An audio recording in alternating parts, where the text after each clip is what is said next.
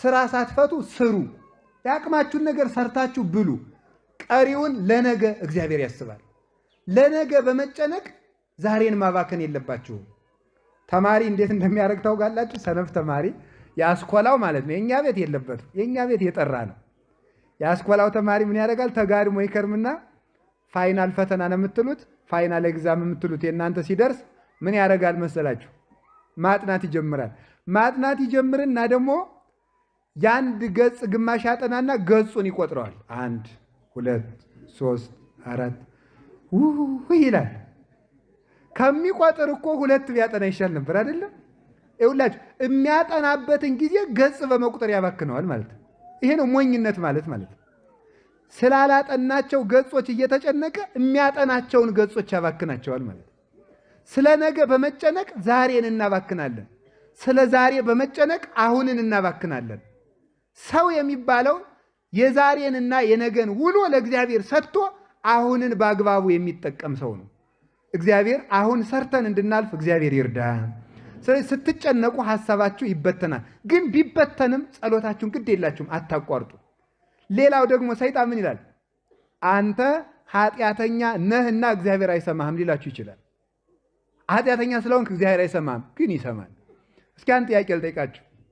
እናት ሕፃን ልጇ ጭቃ ሲያቦካ በጣም ፊት ታቅፋው የምትኖረው ልጅ መዳህ እምቢ ብሎት ብዙ ጊዜ ቢቆይ ለመዳህ በቅቶ ጭቃ አብክቶ ቢመጣ ምን ታደርገዋለች?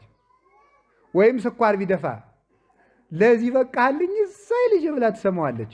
ችግር እኮ ነው የፈጠረው ልጅ አይደለም? ዕቃ ደፍቷል፣ ግን ለመድፋትም መብቃት ብላ ትስመዋለች። ከዚያ በኋላ አይምሮ ካወቀ በኋላ ሲያጠፋ ነው የሚገረፈው። እስከዚያ ድረስ ግን ጭቃ ተቀብቶ ቢመጣ ጎሽ ጎሽ ጎሽ ተብሎ ይታጠባል ማለት ነው። እኛ ምንም አይነት ኃጢአት ይዘን መተን ብንጸልይ እግዚአብሔር ቸር ነው፣ ደስ ይለዋል። ነገ ከዚያ እናቲቱ እንዲያምትለው እንደምታጥበው ስለምታውቅ ነው። እግዚአብሔር እንደሚያነጻን ያውቃል።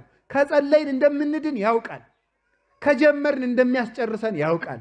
ሰይጣን ደግሞ ከጀመርን እንደምንጨርስ ስለሚያውቅ ነው። እንደው ሊቃውንት ምን ይላሉ? በዓለም ላይ ዋና ፈሪ ሰይጣን ነው ይላሉ። ታውቃላችሁ? ይሄን ዋና ፈሪው ማለት ነው።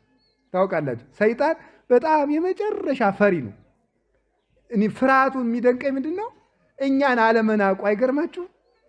አሁን እኔን አለመናቁ። አሁን እኔ ራሴ 3 ቀን ደው ሳላቋርጥ ጥሩ ጸሎት ብጸልይ እባብ ይመስልና ይመጣል፣ አይጥ ይሆንና ይመጣል። ኋላ ደግሞ እኔ በጸሎት ላሸንፈው ቆይ እና ደግሞ ጀማሪ ክርስቲያን ጳጳስ ይበልጣል አይደል?